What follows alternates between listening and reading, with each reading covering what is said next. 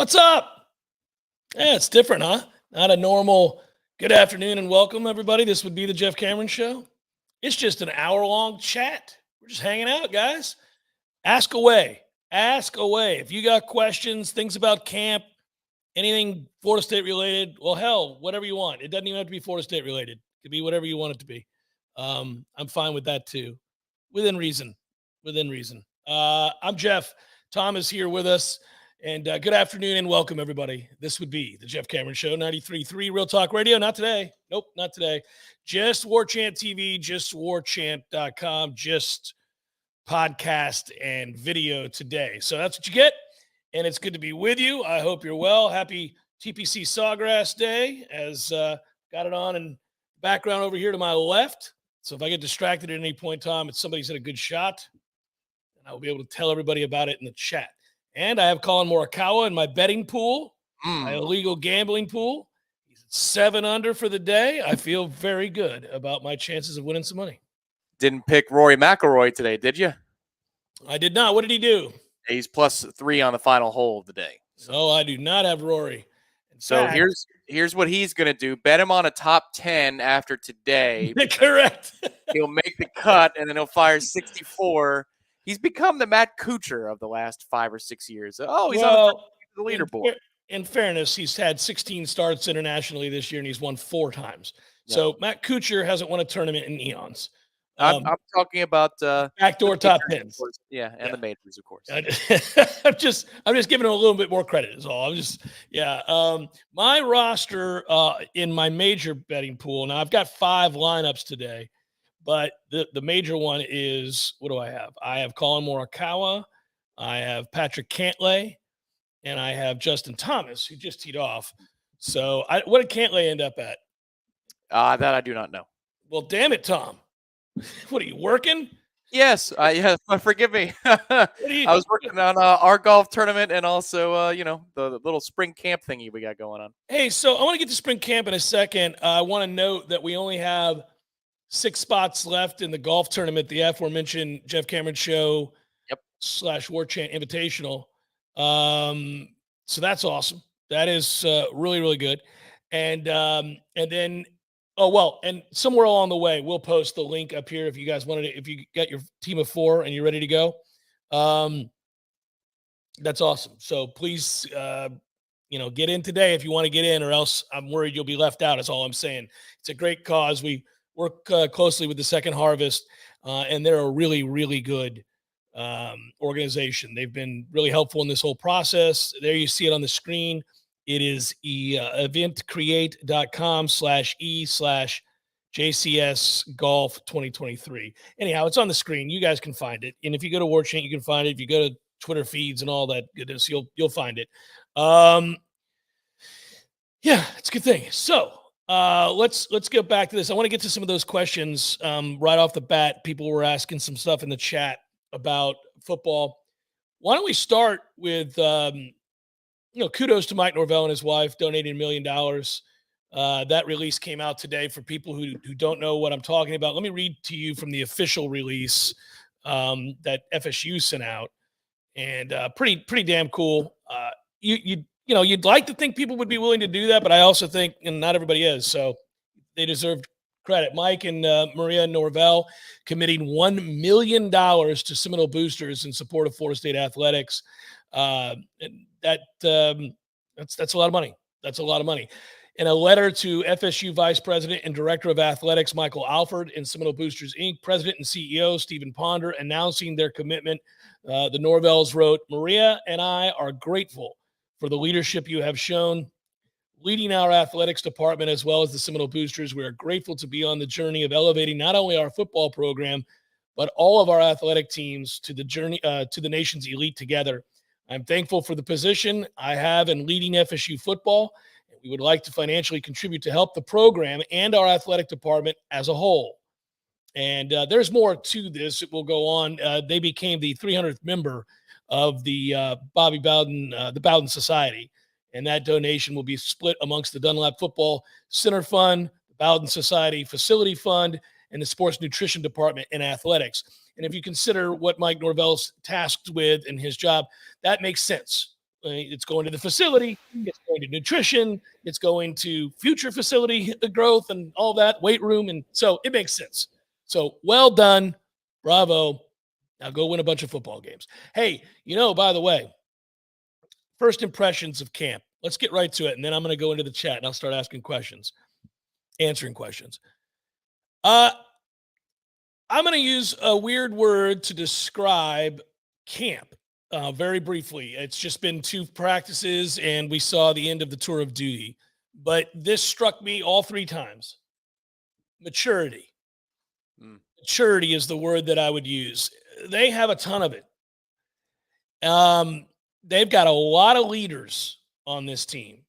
A lot of guys that other players, the newer players, some of the transfers, and the younger guys, as I'm referencing, can look up to and kind of be shown and guided towards the light. They've got a lot of guys on both sides of the ball. They're willing leaders. They walk it like they talk it. They're calm. They're measured at the right times. They're focused and intense. It's just every drill you watch with these juniors and senior leaders, you really see the path that they're creating for the younger players and the newer players that transferred in. And it's impressive. It's the first time in a long time that I could say I witnessed that, see it in a way in which it's tangible. You watch these things play out, these drills, and these moments in practice when things get difficult. And they've got a lot of guys leading the way. So, we always talk about athleticism and we always talk about depth and size and all the things that you need to have, but it doesn't hurt. I get tired of hearing announcers describe people as great leaders or there's great leadership in the locker room, because most of the time I think it's lazy. Most of the time it's kind of cliche. It's a fallback talking point. You don't really know if that's true or not.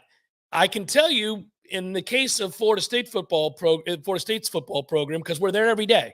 We're lucky. We're not flying in to do the game on Saturday and I'll tell everybody about leadership that I haven't seen. We're here every day. And I've watched it. You have too. We've talked to these players every day after practice. We talk to the coaches, the head coach and assistant coaches alike, and you can see it. It's tangible. It's real. Yeah, to me, it's something that we saw beginning a lot more often 2 years ago. Jermaine Johnson kind of helped usher in a professional approach, but then also a collaborative approach. He came to Florida State because the challenge was, can you be a leader? I know you could be a good football player, but can you be a leader as well? He was one of those guys. Keir Thomas was a player who was a leader. Devontae Love-Taylor, when healthy especially, took that extra time out to instruct and teach and be a bridge between the coaches and then his segment mates. Last year continued on. You could see Jared Verse talking with Julian Armella from time to time, pulling him aside, and they would encourage each other. Fabian Lovett was awesome about that, even when he was on the shelf and he wasn't available for the early portion of the season.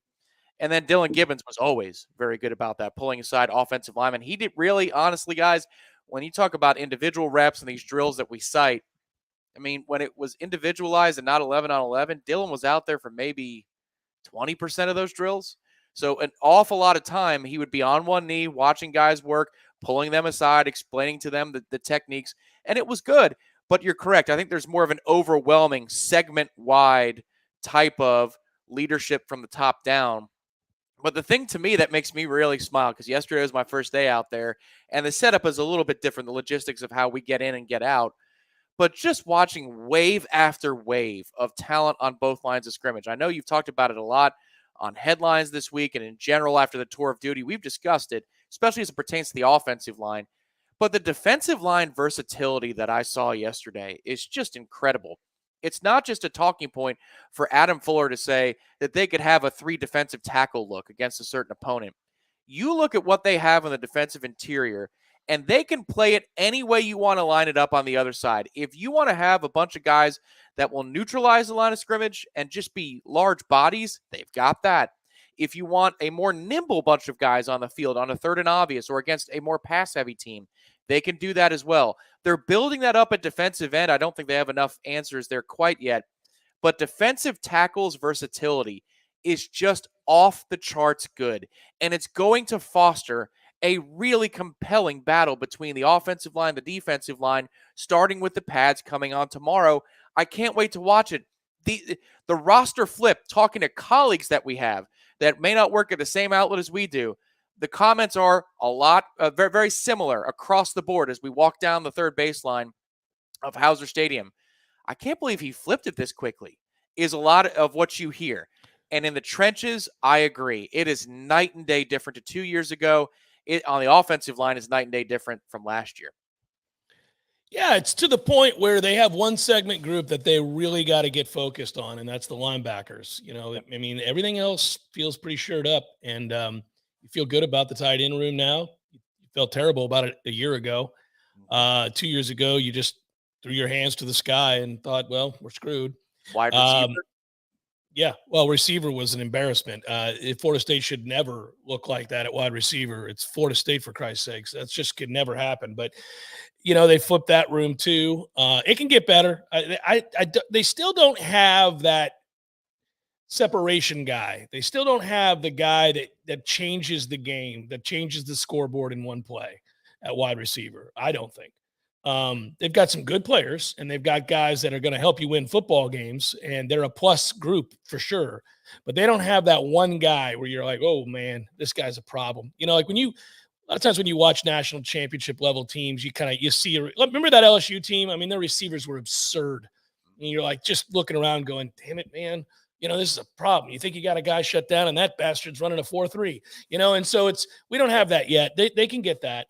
Go ahead. Sorry. No, and then I think the secondary is going to be fun to watch, but they're loaded on the offensive and defensive line. They've got 2 good starters minimum at the defensive end spot. I think they could use another guy to emerge. We'll see if that happens.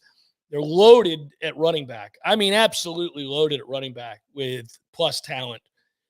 They may have something really special in Trey Benson. If he's going to start the year the way he ended the year, he may have a special season here that we'll be talking about many years from now, and we'll group him in with some of our favorite running backs that have come through here. So, yeah, I'm really excited to watch what they become, and that's a lot of what this exercise is in the spring. Yesterday was a big-time teaching day. They did a lot of instruction. We were told by Alex Atkins that's what spring football is for, that we're going to teach. You're going to get back to the fundamentals. You're going to learn the playbook. You're going to do it the way we want you to do it, technique-wise. And then you got to get back to that. And a lot of the players have said that. The veteran players have talked about the paying attention to details, rounding into form. That usually only comes up, not just for spring, Tom, but that normally only comes up when you have a veteran-laden group who is really sure of all the other stuff. Right now, we're getting into trying to pursue perfection as opposed to just getting better. Now we're pursuing perfection. Now it's, on this show, we use a lot of golf analogies. Yeah, I'm a scratch golfer, but I want to shoot routinely in the 60s. That kind of mentality, those guys. That's not me, by the way. I do not. But a professional golfer does, right? It's nothing for them to go out and shoot 72 on a par 72. They wouldn't even be happy with it. But, that's a really exciting place to be. When your bad day is right around, par. So I think this team now is at a place where that analogy holds. I mean, if they just play okay in the vast majority of these games on the schedule, they're going to win them. They're going to win them. They have to play great a couple of times. Yeah. You feel the insurance policies in these segment groups. That's what depth does.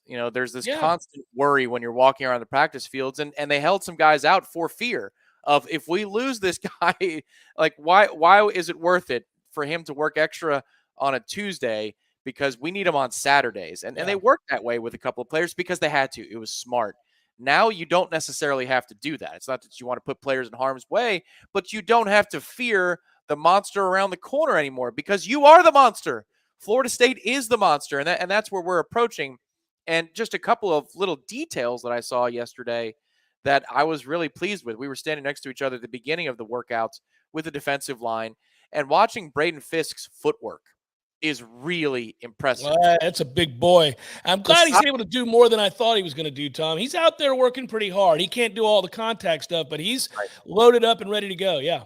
The size you can see on a photo, or the size you can see on Warchant TV when you look at the practice footage. And that's apparent, and it's impressive. And when you combine it with Darrell Jackson and Fabian Lovett and some of the other guys that Florida State has, it's just, wow. This is wave after wave of player. but the agility and the footwork and the speed. They were doing some, light workout drills where it's more about your agility, and it shows off whether or not you can create angles and pursuit and all these kinds of things. And you never know, a guy from Western Michigan, maybe he's not there to be any good at that. He's just there to plug a gap, and that's his role. It looks like Braden Fisk might be somebody who could pursue a play to the edge and go make a play on the football, which is all the more beneficial when you have 2 or 3 guys like that are going to line up basically over the ball and look the size of an NFL football player. Another guy I saw yesterday, footwork-wise, and just this comparison is for professional purposes only. Brock Glenn, when he's on the move, is very impressive. The accuracy, the lack of thinking that you see. He's a true freshman, long way to go. But it reminds me of the difference between professional Jameis Winston in the pocket and professional Jameis Winston on the run. As Bucs fans, we saw this all the time. There was like a mechanical element to what he did in the pocket. It looked like he might have been aiming the football and cleaning up his mechanics. But if Jameis ever broke the pocket, the ball was going to be right here, right where it needed to be, on time, out with gusto. When he didn't have to think. Yeah. Exactly. Glenn already is very impressive when he's on the move to me. I mean, jumps off the page. But there's such a far path for him to walk before he's game ready in college football. It's just nice to know that that's in there, because this offense can generate those kinds of looks and those kinds of passes. So I'm very excited to see what he does moving forward. But then otherwise, you look across the board at the receivers and the targets. I just think the breadth of what they have is going to create mismatches. Yeah. Where you might not have Tyreek Hill, you might not have Justin Jefferson, but the matchups themselves are going to demand that somebody's going to be wide the hell open, and it just gets really fun to think about. Yeah, they're all the starters and a couple of the backups are plus players. I when I denigrate the group, it's not to say that I don't think they have what they need to win. It's just they don't have a game changer at the position the way that some of those guys are. A lot of the elite teams, like Ohio State, every time you watch their receivers, you're like, well, there's 2 of these guys are ridiculous. They always have somebody. There's no Marvin Harrison Jr. on this team. But it's okay. You don't have to have those if you've got a bevy of, 4-star plus players. That's, if you have that, you're going to be all right. And they do have a ton of size. They can do it any way you want. Good to see Winston Wright. One of the things I want to answer questions, and I keep skipping over them. One of the things I've noticed so far, and I don't think Mike would have a problem with me talking about this, he's really riding Winston Wright, which is a good thing, because I think it means that he's really healthy and ready to go, and there's nothing holding him back. And I think the reason that Mike is getting after him after each rep and talking to him about technique and high and tight and the stuff that, finish the drill. He slipped yesterday, and I heard him say, stay on your feet, just this talking to him. And I was thinking, oh man, he wants him to fill a meaningful role. He needs to get it in the spring, because he wants to hit the ground running in the fall with install. And he wants this guy ready to play football, not just kind of worrying about his leg and learning no, he wants him ready to play football. So he's riding him. That's a good sign. It's a good sign that he's checked out at 100% across the board. And I think that's also a way of letting him know you're okay. You're okay. Because a lot of times it's here after an injury. And if Norvell's going to get on him like that, it's also his way of saying, no, you're fine. Let's go. Yeah, I remember in 2016, after Dalvin had the shoulder injury, it was all about pain tolerance and just letting it go and being free. Yeah. Because he had the big brace on. The Louisville game was a disaster. And he had to pull himself off for the USF game a couple of times, even though he had a huge day. Remember, he was on one knee and kind of holding the shoulder. And Jimbo openly said to the press, it's just up to him in terms of pain management. He's fine, but it's hard sometimes to believe that. Especially when you feel pain. That's your body's way of saying, hey, man. Well, and if you're leading as a battering ram with your shoulder and you're going at hyper speeds that Dalvin does, but then once it clicked.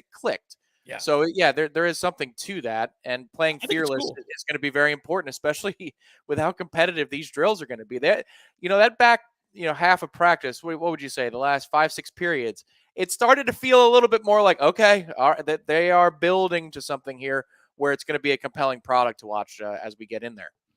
Briley asks, can we just talk about the orchestration on the heels of contract extension, funds all nutrition, all facilities, and of course, the FOF. But then it's also announced as the 300th society member, and it goes on to say it's just so organized. Yep. Yeah, it is organized, and that really has been the calling card of Mike Norvell since he's arrived. We've talked about it to the point where it became kind of a running joke. People, there were members of Warchant that would, I'm talking about subscribers that would write to us or in Twitter be like, I get it. He's organized. Can he win some damn games? That was the kind of the catch for all. People would be like, great, great. Please stop telling me he's organized after we lose to Jacksonville State. It's like that was how people responded to us letting you know that he was buttoned up. This is further evidence of how buttoned up. They don't go forward with things unless it's been well thought out and it's orchestrated and organized in a way that they can be proud of and present. So it's in character, it's in lockstep with the other stuff that he's done. Garrett writes, do you think Toafili will have the same role as he did last year with Ward leaving, but Holmes coming in to compete? Yeah, kind of. I do. I like Toafili. Don't you do it. They got guys, man. They got a lot of guys, and I like several of them. I like several of those guys. I get excited about a lot of those players, and so the running backs have versatility. They got a lot of versatility, and they got a star in Trey Benson. So yeah. By the way, the Holmes kid's awesome. Yeah, I like him too. You talk about competition to get on the field, Tom. Yeah. Woo! To be a running back in that room is tough. Massive amounts of competition. I think what Toafili provides you as a pass catcher is obvious, and so therefore it's going to command and demand an awful lot. He's basically a receiver. Which is part of the role that Garrett is talking about. I think there are more carries out there for him. He's gotten a little bit denser. He ran with more conviction last year. And if Trey continues to have the issue, this is the one flaw in his game in my mind, is he's timid at times. If Trey Benson continues to have the issue about being timid, you're going to need somebody to go along with him that will not wait, and they will hit the hole as quickly as they can. And his name is Rodney Hill. Rodney Hill could be that guy. Toafili could be that player as well.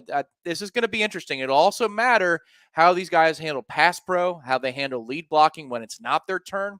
I mean, you can really be picky when it comes to who you want out there for certain situations and certain looks and plays. So it'll be fun to see how it all sorts out. Way too early to make a determination on who's going to take Ward's snaps and the lion's share of them. Eric writes, Jeff and Tom, do you guys think this is our year to win it all with several players coming back and the newcomers from transfer portal and high school level? I believe our Noles can be champions.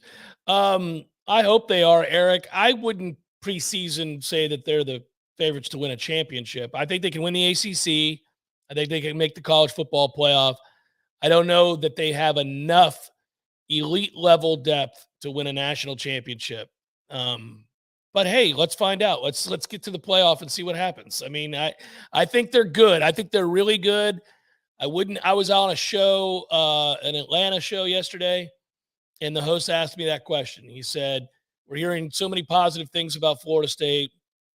We're hearing, that they're expecting a lot in Tallahassee.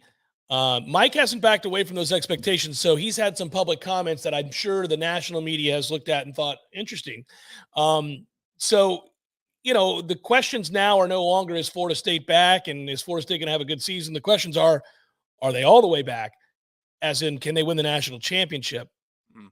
I mean, I don't think they'll win the national championship this year. I thought they would. And I think in 2012, Tom, if memory serves, we thought they were a contender to win the title. We said as much before the year. And that's why just winning the Orange Bowl was a disappointment.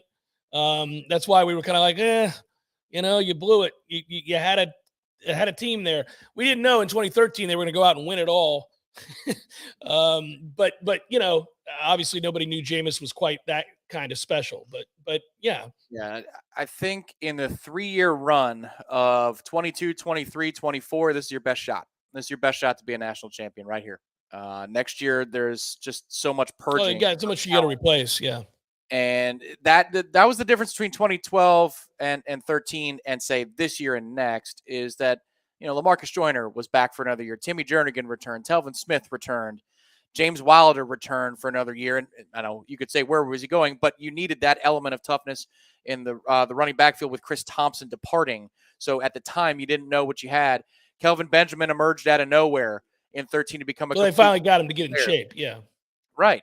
But, they had a lot of returning talent that was otherworldly and also veteran. I don't know that that's going to be the case next year. So if you're looking for your best shot this year, right here, right now is the best shot in a 3-year sequence. I think we'll be waiting till 2025 before we have anything that resembles a shot like this one. Again, also because in the other power schools in the field, they're breaking in new quarterbacks, and that's not a sure thing. Not everybody's going to be a Trevor Lawrence or a Bryce Young. So hopefully that's the case, or Stroud. Hopefully that's the case again this year for the other power players like Georgia, Alabama, and Ohio State. Yeah, I agree with you. I think this is the best chance they have to win one in a long time. I don't think there'll be a team that you can say that about next year. I think they'll be good, though, by the way. I think that some of the younger players are going to be good, and I'm excited to see how they grow. But I don't know that it would be fair to expect with what they're going to lose. It would be fair to expect them to win a national championship the following this season. I mean, you've got a veteran quarterback who has complete command of this offense and trust and belief in his teammates. And, that goes a long way. Plus this offensive line is unreal right now. Yeah, Claude says it's a 12-team playoff. I get it's a 12-team playoff. I'm talking about national title. They'll have a shot to be a playoff team next year. But when you look at that defensive line and you see that Fisk and Darrell Jackson and Lovett are probably gone after this year, I mean, I want to enjoy them while they're here first. But, I mean, that's a lot. That's a lot to replace them. Byers will be gone next year. I mean, it's – and, of course, Jordan. I mean, I'm not even getting to the skill players. I'm just talking about the trenches. There's a lot of work to be done this upcoming offseason and right here, right now in terms of development to have those replacements ready to go. Brian asked, what's your current analysis of the potential for the kicking game? I don't have any. I think it's too early. The kids have both made their kicks for the most part when we're out there. Nobody has really stood out in a negative way. I do think Mastromono's been punting the hell out of it with a lot of hang time. He's gotten huge too, by the way, guys. He's a big dude. He's put on all kinds of muscle. I don't, it's interesting, but they said 25 pounds. It kind of looks it, right? He's huge. He looks like he wants to. Yeah, I mean, he may be. He's eating at the Bama table, guys, and I think he's gonna have a big year. Yeah, not sure why, but okay, go for it. Well, maybe he felt like he needed more leg strength, and he's put on a lot of the weight in his legs too. So he's a big dude. I don't know. R. Wilmer writes, how much does the program owe Jermaine Johnson for setting the new expectations of the program? I think that went both ways. By the way, shared an elevator with Jermaine Johnson on Friday. And I don't know why he was here. I think he was working out maybe. But he was here, and he is still gigantic. And it was just me and him in the elevator, so it was a little awkward. And he walked into the elevator with the largest Nike necklace I have ever seen.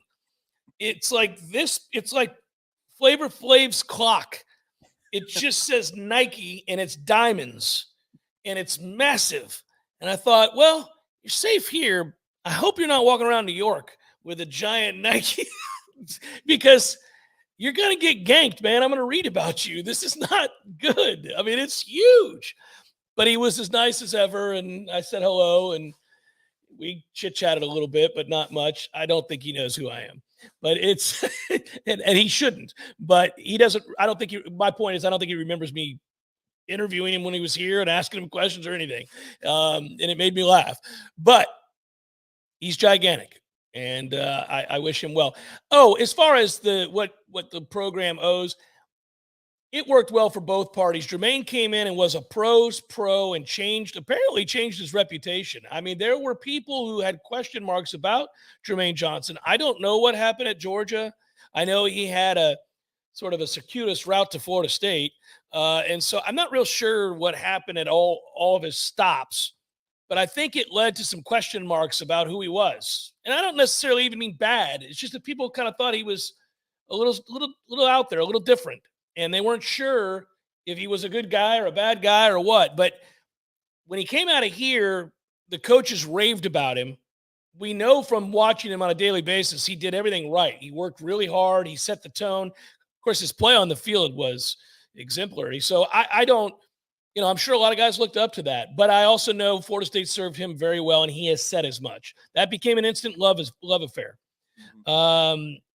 Matthew writes, if we go 5 wide, who's on the field? All right. Well, Johnny. I think this year Winston Wright will be on the field if in that scenario.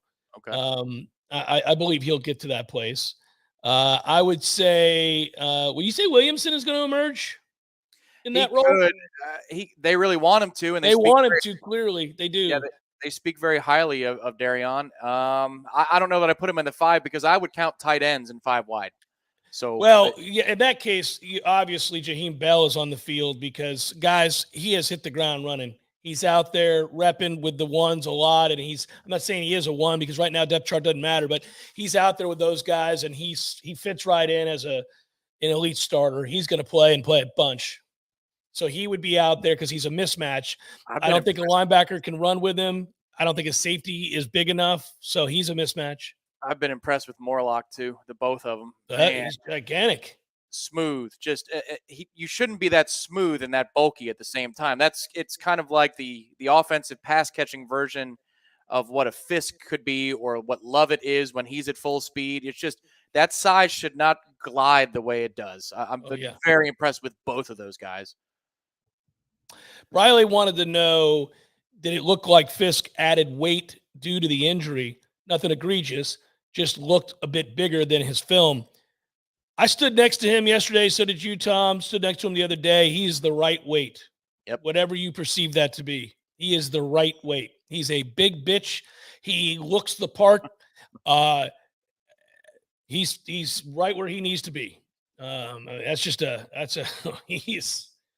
going to help us. He's going to help us. Is there a leader in the DB room, writes Zeiler? Probably Renardo Green. Renardo has done everything right again so far early on in camp, and he's got a lot of what for to him. And, I think that comes from having to really kind of flip his reputation in that room, right? That's a guy that went from an afterthought. We were wondering if he was going to be on the team to being your best starter a year ago at corner. And now I think he's got a whole bunch of get you some. And I think he's a leader in that room, but I don't know that. I'm not in that room every day, and a lot of the guys are vocal. So, I'm sure that you could point to a number of guys, but he seems like a leader. He's physical. That's the other part of it. He seems a lot more confident and sure of himself just to begin practice. He's also he's gotten denser, I think. Same thing with like Shaheem Brown and Azaria Thomas. They put in the work in the workout room, but I think it's too early to tell. Pads come on. That'll help assert by merit who deserves to be the leader. And then also with the new defensive back coach, they got to get used to him and who does he like and who does he pluck from the huddle to put out there on the field with the 1s and the 2s. That's going to be settled probably, 2 weeks out of spring break here. I know we hear a lot about other positions in Benson. How are the rest of am I reading that right? I know we hear a lot of other positions in Benson. How are the rest of the running backs? Oh, okay. The rest of the running backs are good. It's a loaded backfield. They're all good. There are times when you see big plays being made, and big plays. I mean, again, they're in pajamas, as Mike Norvell said. But you see a play being made, you turn your head and say, "Who the heck was that?" Oh, C.J. Campbell. Oh yeah, C.J. Campbell. Like he is your 5th or 6th best option, and I think 3 years ago he might have been one of your top 2. It's just unbelievable how good this running back room is. Somebody in that room is going to transfer, guys. I'm just going to tell you that now. I mean, I'm not talking to those guys. They're not whispering in my ear. Nobody on the program has said this. Yep. My observation, in my opinion, is that somebody in that room, maybe 2 people in that room, are going to hit the road. It's just so much competition, and those are all kids that could play somewhere. They're all kids that would deserve touches and could start somewhere, maybe even within the ACC. Like, I'm just saying, they're that good. They're not the kind of kid where you guys hear me joke and I say things like, you got to put your arm around somebody and tell them there's a spot waiting for them at Marshall. No, I mean, like, these are the kinds of kids where you wouldn't be surprised if they followed the Malik McClain methodology in which they say, I'm transferring from Florida State to Penn State and get a chance to play because they're good. and they've got another one coming in at a high school in the summer. I think if you're, say, my guy Rodney Hill, with Trey Benson leaving after this year, you're going to be okay. But if you're somebody who's been here for quite a few seasons, Yeah. if you want to play one extra year next year, it might be time, or it might be time now. It'll be interesting to see. But yeah, Florida State has another recruit coming in as well in Singleton to kind of mix it up as well in the segment group. Is it finally a breakout year for Travis J and Stephen Dix? Well, there never will be a Stephen Dix Jr. breakout year, guys. It's not a thing. He's going to play a role for this team. I imagine he's on special teams. He'll get some run in some of the games against lesser teams. He's a straight ahead guy. He's a big, strong, straight ahead guy. Last year, before he got hurt, he was having his best season. He was having his best camp. He was doing a lot of things well. But it's relative, guys. His ceiling is not where it needs to be on the field a lot. He looks the part every bit. I know that he's beloved on the team. He is a guy that the other players like, works very hard. And so I don't have anything negative to say about him. I just don't think my evaluation of him as a player is that he's just limited, and I think he's reached his potential on it. Lateral speed is not his forte. Aaron writes, as far as Travis J goes, who knows? He's practicing well. He looks great. He always looks great. He always looks the part. He's one of the best athletes on the team. So we'll see what Patrick Surtain can get out of him. I don't know. It's too early to tell. Aaron writes, holy blank, is that 3 candles? Let's go. Yeah. 3 candles? Yes, 3 candles, indeed. By the way, guys, I got to tell you, I've got some new candles. Maybe in a minute I'll take a break and I'll go get them. Wait till I'm going to shill. I'm going to be a candle shill. The people at Target are going to love me. Wait till I show you this candle. It's unbelievable. One of the best smelling candles I've ever had. I bought 5 of them the other day, Tom.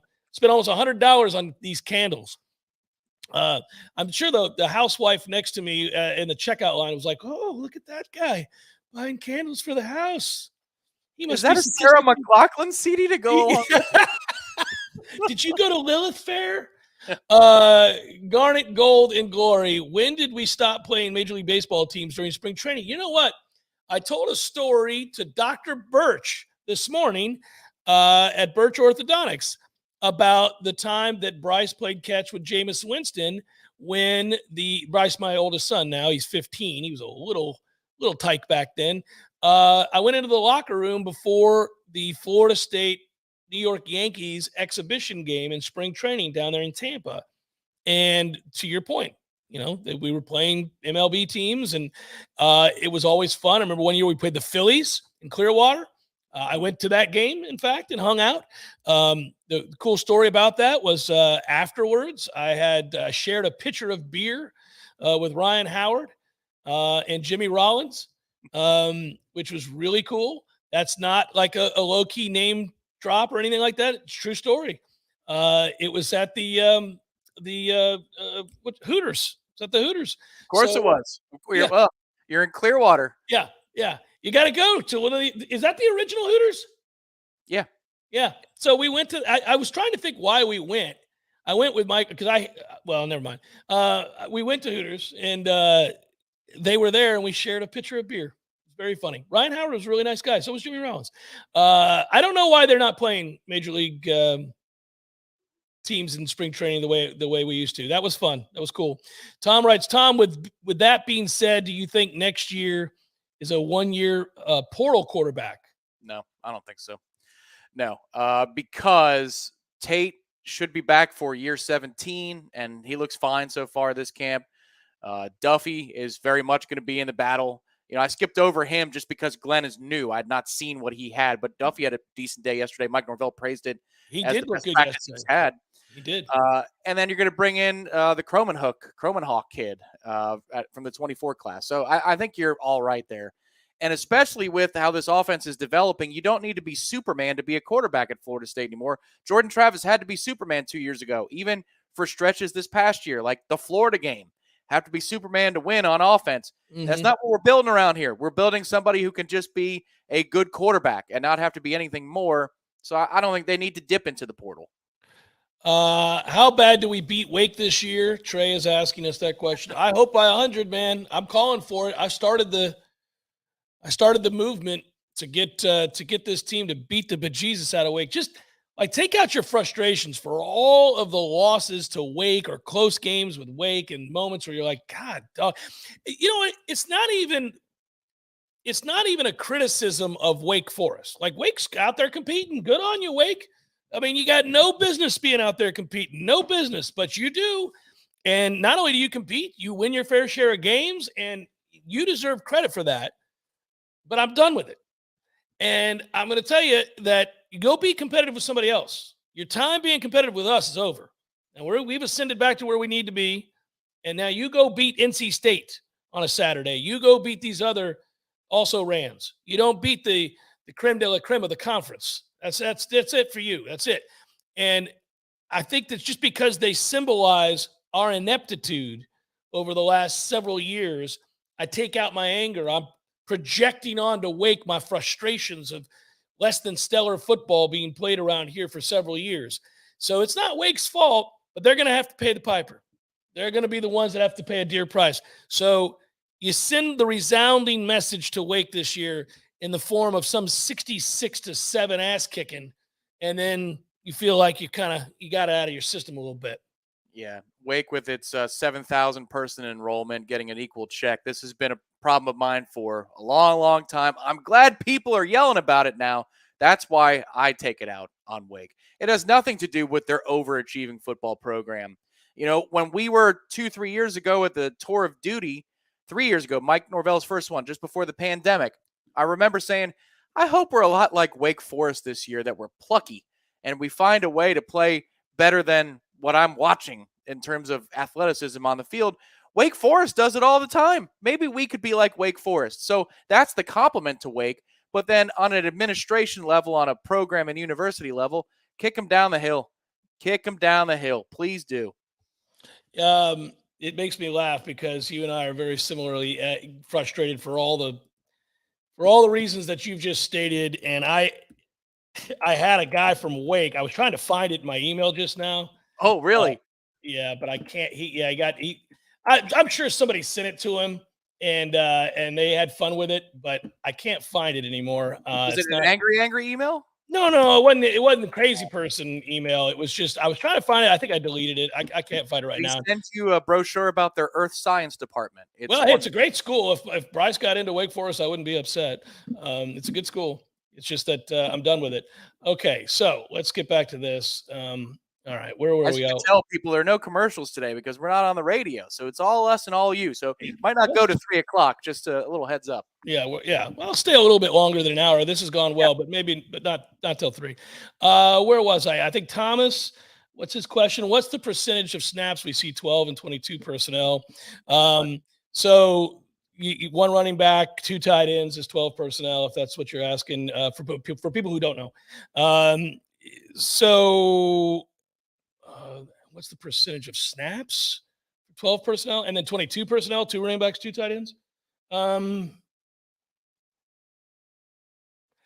I love that they have the versatility. You know, I'm thinking about answering this question, and I'm racking my brain for percentages. But in truth, to answer your question, Tom, I don't know the answer to that question, but they can do it, and they can do it with viable options at both tight ends and both running backs in the 22 personnel.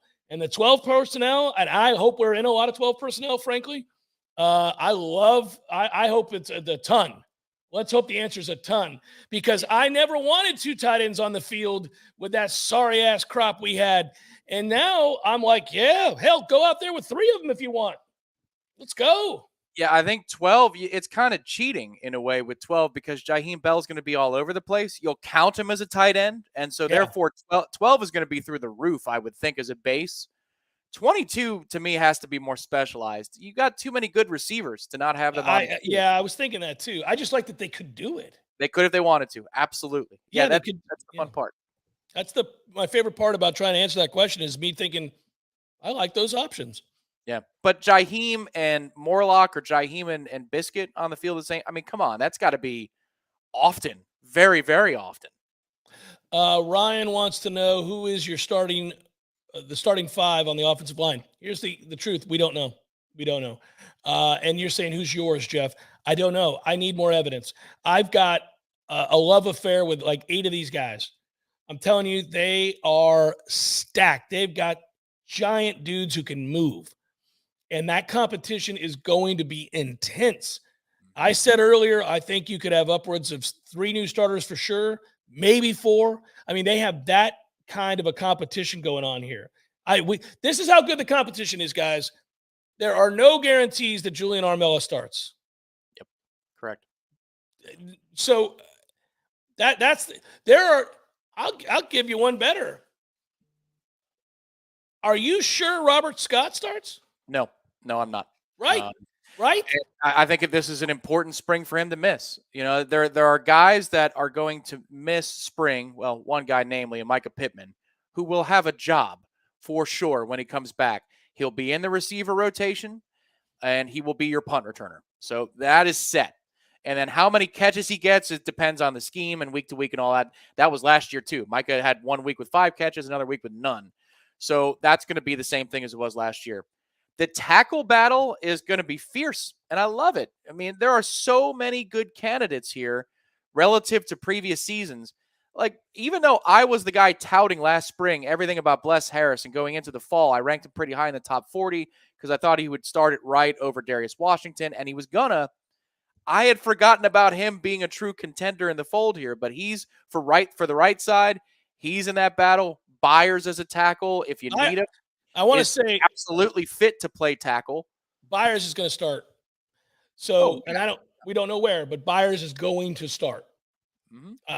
I mean, I'll make that prediction for you. Byers is going to start. There's nobody that is that big that should run that fast. Mm-hmm. He's gigantic. It's like he glides. He's a starter. He's going to start somewhere.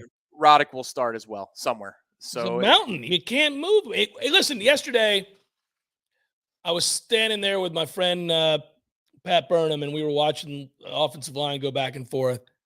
And both of us looked at each other when we heard Roddick's hands hit the chest of a player, and we went, Jesus, those are some heavy hands. I can hear it up here. Yeah. Standing in Hauser, you hear his hands. When he puts those heavy hands on you, you're like, ooh. Look, man, it's force times lever arm, right? He's got both. He's got the lever arm. He's got the force. Yeah, he's big. Super stout. But, yeah, I mean, those guys, Roddick could be a guard or a center. Byers could be a guard or a tackle. Armella could be on the bench or out there. So could Robert. And Bless Harris is in the rotation as well. Darius is still going to rotate there. Maybe they like him. Maybe he's developed and jumped because of being pushed in practice. Robert Scott comes back in fall camp. And then my guy, Lucas Simmons, maybe by the middle part of the season, you never know. Maybe he's developed enough up top. Yeah, I think he'll play the requisite 4 games, and that's it. I don't think he's going to be a viable option starter in year 1. But his potential is through the roof. They've got so many guys. I mean, Kenai Charlton is looking good, right? I mean, he can move. He's lost the weight that he needed to lose, and he's just so many guys. Richardson and Early both got a lot of talk from the one-on-one that you did with Alex Atkins. So Early is, you can see why they have guys. This is why we're giddy. They've got dudes. Trey wants to know, should Noel Nation expect another step of improvement from JT? Well, I think by the end of last year, he had kind of seen his potential realized, and he's in a comfortable place in his head. You can tell he's very sure of himself and confident. He looks great out there, guys, right now. But he was sensational last year. I guess what I would say is that I think he won't have a stretch of games like he did during the 3-game losing streak. I don't think that'll happen. If we lose, it won't be because he has one of those games where you're like, what the hell was that? I don't think that game's in him anymore. I mean, he's going to have good games and great games. There aren't going to be too many moments where you're like, Jordan played terribly. I just don't see that happening in this offense. He might. Good players have bad days. I mean, we see it all the time. But with the way the schedule looks, with the offensive line being what we think it is, with all the weapons we just got done describing, I just think Jordan's going to be consistently great. And the problem for Jordan in terms of like being a standout Heisman candidate is that I think Florida State in several of these games next year could win the game without him having to do much. Like, he may just be a facilitator of handing the ball off, a lot of quick passes out on the perimeter, checking down to guys and just making plays. They've got athletes. Spread the ball around and let them make plays. You've got running backs for days. You got a huge offensive line. You're going to physically impose your will on a lot of teams on this schedule, and that means the quarterback doesn't have to run for 100 yards and throw for 300. He's not going to have to do that. I will be very interested to see how he handles the expectations and his newfound confidence, because we've gone from 2 kickoffs ago at Charlotte, him talking about, I wanted to quit because I've listened to too much noise on the outside and I doubted myself, to that dude is overflowing with confidence now. You can see it. He's a completely different dude. So that takes on its own life. And being the quarterback at Florida State as a top 10 football program takes on its own life. There's a different set of burdens. It's like Florida State baseball back in the day. Regional weekend, no problem. Super regional weekend, no problem. Omaha, different set of circumstances. There are things that come with that. So I just want to see how he handles that. But I think as a player, if he makes a 5% improvement, he's still going to be unbelievably good, elite at this level. If you had to build a team around one player on the team, not Jordan Travis, who would it be? That was from Marcus. It's tough in football on that one. It is tough in football. I'm always going to choose an offense or a defensive lineman. Yeah, I think if you're building this thing from scratch, and let's say you're starting a franchise, which means that there'll be a payoff in a 2 or 3 year window. You're taking one of the linemen. It's Lucas Simmons. I mean, I keep going on about that guy, but that's a prototype. But that's not the problem. That's not the question, right? He's trying to build a super team that can go out and win right now, probably. And so, who would you take? I'm going to go with a hunch. Here's my hunch. My hunch is that Darrell Jackson is a problem for a lot of offensive lines this year. Mm-hmm. I think he has a chance to start over Fabian Levitt. Now, you can start them both, and it's not going to matter because they're all going to rotate a ton. But that people shouldn't look like him. It's wrong that he's that big and versatile and strong and, I don't know, maybe him. He's a freak. I think he's going to have a great year. Yeah, I'd like to see pads work first before I say. I see P. Simpson as in the chat with Byers. I want to check that box real quick, but just by the look of Jeremiah Byers, that's a good candidate. I don't know. I mean, it's football. It's so impossible. One dude, but Trey Benson. I mean, yeah. Anyone impressed with Jeff's coordination of hat and polo? It is impressive, guys. If you look at the inner collar, look at that, guys. Now, let me tell you something else. The answer should be a resounding yes. Let me tell you something else about this, guys. This purchase and this purchase, completely separate, done at 2 different times. This is with the naked eye, the ability to observe a perfect match on the rack at 2 different places. So the coordination of this outfit took place over an elongated time, like months. I bought this when we played the Robert Trent Jones course, right? Isn't that what this is? Yeah, this is the Robert Trent Jones course. So you and I played this event. I didn't know you got that shirt there. Good for you. Yeah, I got this shirt at the Robert Trent Jones course that we played for that event that we went to. Mm-hmm. And I loved it. It's a nice shirt. It's a comfortable shirt. And I wanted a memento. So I bought the shirt. And then probably almost a year later, I was in the Capital City Country Club pro shop getting ready to go out.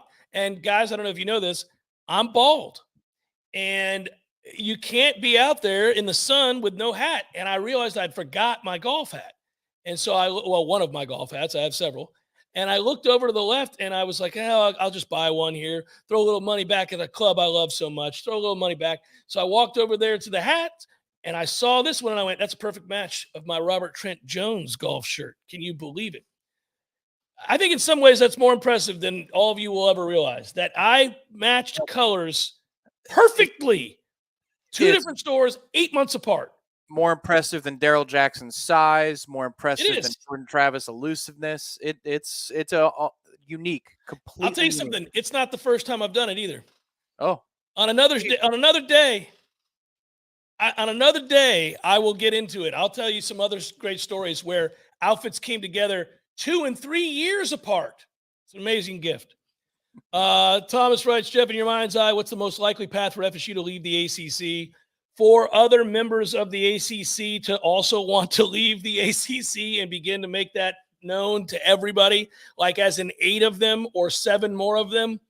I think that's maybe a way in which you get them to come to the bargaining table and say, all right, we got to get something for this, for the people that are going to stick behind or whatever it might be. And I don't, maybe you create, you create a moment of, what is it described as in, remember the movie JFK, Donald Sutherland's character, Mr. X, is talking to him on the park bench and on the square. And he says, critical mass, you reach a place of critical mass. Like maybe you get to that point where it's where they start realizing, well, the rats are leaving the sinking ship. Yeah, it's got to be like what our friends at ISF do. We got to create solutions. I love it. And if you create solutions for 7 other places, and you don't really even need to do that much because you already have solutions, working solutions for at least 3 of the others. So if you collaborate with a network, your colleagues in the ACC, to find a good home for somebody, it's not unlike what a coach does at the end of, say, a spring camp or a fall camp. And they know this guy's not going to cut it on the roster. And you don't have to leave per se, but if you'd like to play, I have a great opportunity for you. Yes, it's group of 5, but you will start. You will start. And so can we talk about that opportunity? Because you want the ball. I want to give you the ball. I can't. Got too many good players. But you know who can give you the ball? The Big 12. And the Big 12 can give you the ball for $47 million a year. It's a wonderful deal. You should take it. Maybe you figured that out through a compensation study, the way that ISF did with the Florida Guardian ad litem. They did a compensation study, Tom, and, they looked at the legal interests of the vulnerable children in this state that the Guardian ad litem help out. Perhaps we do sort of a compensation study, much the way ISF does with their partners. And we look at the rest of the teams of the ACC and the vulnerable ones at that, Tom. And we show them that your best path is not to remain here. It's to get with the getting. And the getting is in the Big 12. A compensation study suggests that Louisville, you need to go to the Big 12. And perhaps you too, Virginia Tech, need to take it on down the road to the Big 12. That's where you have the folded paper. You put it in front of me and say, as you can see here, this is where you are. And it's the power play, where you have the ring on. That's an opulent ring. It exudes power with the big watch. And you're like, as you can see here, this is a chart of your future earnings.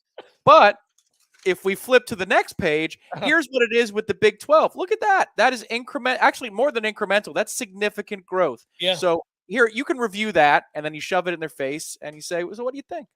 Guys, you got an hour. Got an hour to review this. I think it's a no-brainer. Take a look at this. Yeah. So Robert says, so by the stacked, I'm guessing we all have some depth as well, right? Yeah, we do on the offensive and defensive line. We've got a ton of depth. I don't think we have a ton of depth at linebacker at all. I don't know if the depth of defensive back is going to be the quality we need, so we'll see. We're going to let that play out. But a lot of depth in the running back room, a lot of depth on the offensive line, a lot of depth at wide receiver. Plenty of depth on the defense interior of the defensive line. A lot of depth there. And that's where those are the only groups that I would call stacked. I think they're pretty well loaded at tight end, but those others are stacked. So yeah. Aaron writes, how good do you expect him to get? He's talking about Jordan Travis. Biggest step would be the receivers not dropping passes. That would help. The numbers would go up. P. Simpson, I love you, brother. And I will be awake tomorrow morning at 5 a.m.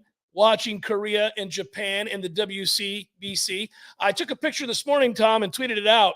I said good morning to all of our followers, and here it was. What did I say? I took a picture of the screen, which was me watching the WBC this morning, bright and early. Tokyo. It was in Tokyo, I think, and it was China and Japan. That's right. China The was actually rivals. hanging in there. Baseball was being baseball. It was 3-1 in the 7th inning, and China had 2 runners on.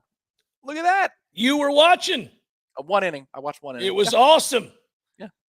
Just like the WBC is always awesome. I love it. Trey writes, just curious, on a scale of 1 to 10, how would you both rank your golf game? Tom's really good. He just shot a 76 the other day. I am not really good. I'm capable of shooting 84. I might also throw up a 98.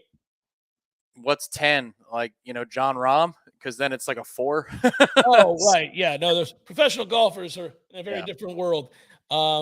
If I'm having a good day, like I said, I can shoot mid 80s, low 80s or something if I'm having a real good day. But if I'm having a bad day, I can shoot high 90s.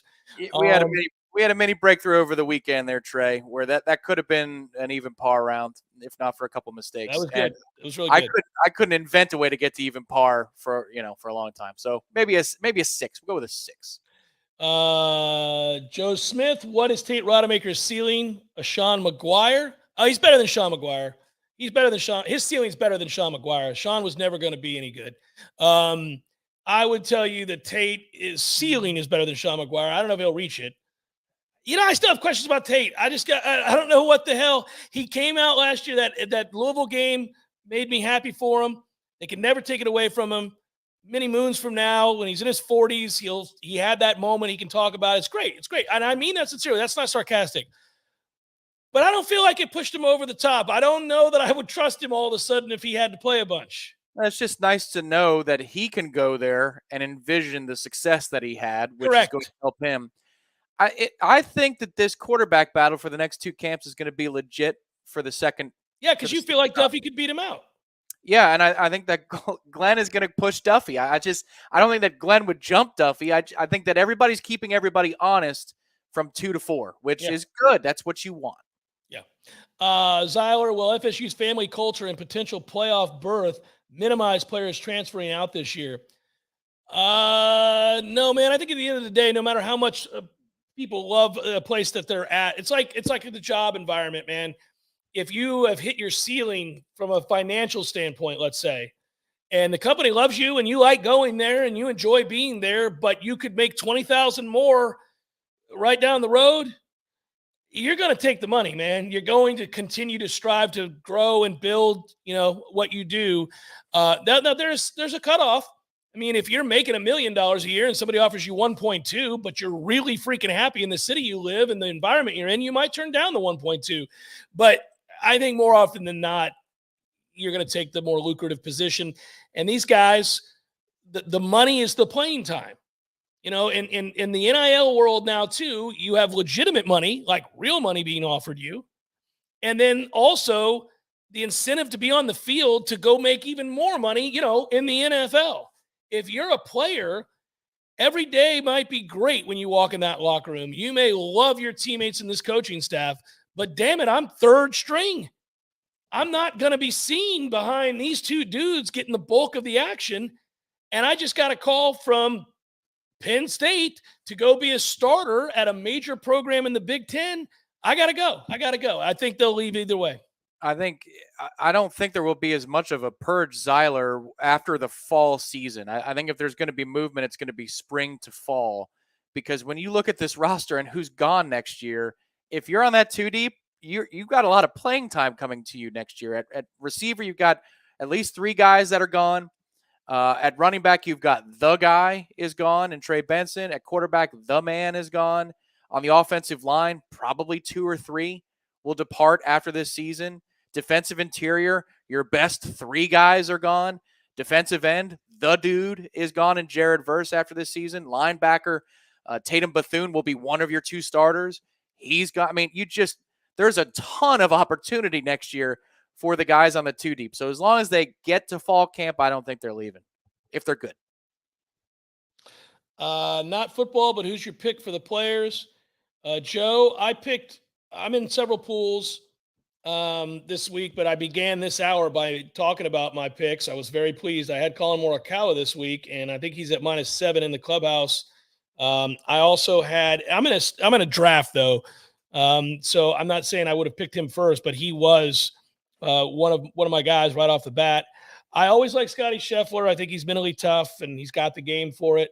But I also think Patrick Cantlay is going to play well, and Justin Thomas, who I picked, I don't know what's he doing. Is he hanging in there? I don't see, I got it on in the other room. Can't really see, but I should look up Cantlay. We're going to sign off here in about 5 minutes. If you guys got any more questions, now would be the time to get them out there. Hey, Ryan, have fun in Norman, Oklahoma, man. It's a cool little city. I like it. Good college town.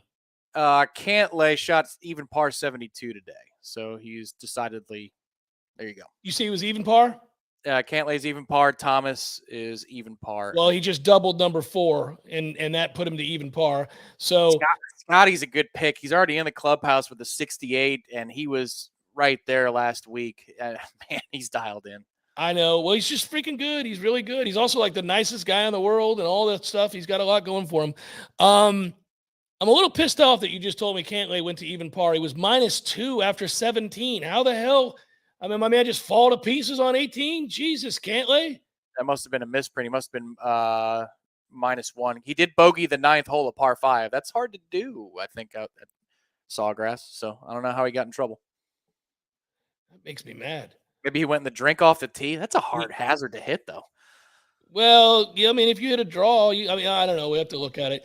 Jeff, when you're at a baseball game, do you stop and pick up the card for chicken for the kids?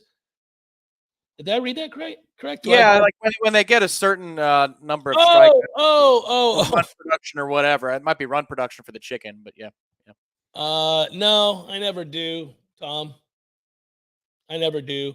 I think it's a weird look for a press member to take advantage of the thing that's for the ticket buyers. That's a funny story, real quick. So a regional, this is probably 10, 11 years ago. I won't say which sports information director did it, but Florida State is hosting. It might have been a super regional weekend, last weekend of the season.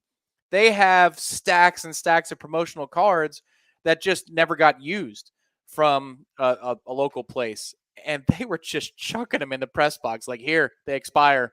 Please take them. I mean, so we got stacks of them. It's really hard, though, because you can't go to the place and use 6 of them on 6 items. You have to go individual times. So it's just hard to use those in bulk. Looking at spring break, writes William, in the 90s, Panama City Beach was the place to be and be seen. Where do the students go now? I don't know, but I think that I would go to that lake in Texas that everybody goes to because it looks crazy. And it was after my time. But whatever that lake is in Texas, features a lot of women wearing next to nothing and a giant sunny lake and boats everywhere and people partying. I would like to go there. That would be a place that if I were of the age where it was appropriate, I think I'd go there. William, I think we're close-ish in age, William. In our time, it was Cancun. Everybody just went to Mexico, or they went to the Bahamas. Like, they didn't go to PCB. They actually went on a trip somewhere. It's rather bougie to be just rolling into Cancun as a student. Well, okay, by everybody. You know where I went to high school? These are my friends. Yeah, these rich guys are just rolling into Cancun when they're 17. Good Christ. Yeah, no, Eagles and members now. Who knows? Yeah, I went down to the Keys twice while I was in college, and the first time was after I left ETSU, and this is crazy. I was drinking conch soup, eating conch soup, and drinking a rather sizable mixed concoction, and this girl sat down next to me, and she was pretty cute, and it's spring break, and everybody's having fun, and so we strike up a conversation, and she goes, Where are you living? And I said, Tallahassee. She goes, oh, cool. She goes, I have a friend who goes to Florida State. And I'm like, yeah. And we started talking. And then I go, where do you go to school? And she goes, East Tennessee State. It's crazy. So I was like, oh, I was just there a few months ago. Could have been your wife in a different dimension. You never know. Yeah, who knows? All right, I think we're done. I think we're probably pretty good, right? Don't you? I think so. Let me check the golf tournament real quick to see if the spaces have reduced all the more. There's only one single spot left for the golf tournament. And for the singles. For the singles, yeah. So if your name is Bob or Eric or Jonathan, you're all set. You're on that singles team. We got one more slot open for that, and we have 6 places open at present for the shotgun start on April the 14th. Is South Padre the name of the beach or the lake that I'm talking about, Ryan? What are you talking about? Probably. He's a Texas guy. So Yeah, he is. I don't know. Destin. Oh man, you know what I thought about? Uh, I was thinking, Tom, I'm going down to see the Lightning play on Saturday night, and then Sunday I'm going to see the Pirates and the Braves. When we get back to town, my kids are on spring break, and one of them is going to DC and New York, which we've talked about, but the other one is stuck here with me and his mother, and we were trying to figure out what to do. Is everybody on spring break in the state of Florida? I think pretty much. Yeah, I think the public schools, isn't that uniform throughout the state, or am I oversimplifying things? I don't know. I don't know if it is or not. In other states, they don't start. I don't know. I In was high hoping. school, we got Easter break in high school, so we were very different from spring break. No, so South Padre is a beach. I don't even know what I'm talking about. I don't know. The big lake in Texas, guys. You know the one. That's where I'm going. That big lake in Texas. I think people get arrested there all the time. There's probably some nefarious things going on there. And I think if I were 21 years old, I'd want to get into all that nefarious. Yeah, you want to say glorious instead of nefarious. I hear you. It's just good stuff, man. It's decadence in the highest order. It's spring break. It's a den of iniquity, only it's a lake. All right. That's it. Thanks, guys, for being here. This was fun. We will do more of this. I enjoy this format. This is great. It's an opportunity to just have a conversation and answer questions and do all that good stuff. I like it. Promo time. 6 p.m. tonight is a live recruiting chat on Warchant TV. 6 p.m. tonight. Hey, and the Noles are forecasted to get the #1 tackle in the country. Did you know that? I'm sure that will come up tonight at 6 p.m. Also, I think it's fair to say, sir, you were out there yesterday with me. There's a different class of high school recruit coming to check out Florida State practices. Oh, yeah. Really? Yeah. Talented big ones. Yep. That's true. It's exciting. So tune into that tonight at 6 o'clock, guys. You'll enjoy it, and you'll learn something about what the kiddies are doing, which is a good thing. Good job, Director Matthew. Thank you, Tommy. I'll talk to you later on, and thanks to all of you guys. Have a great rest of your Thursday. Peace. Enjoy the golf.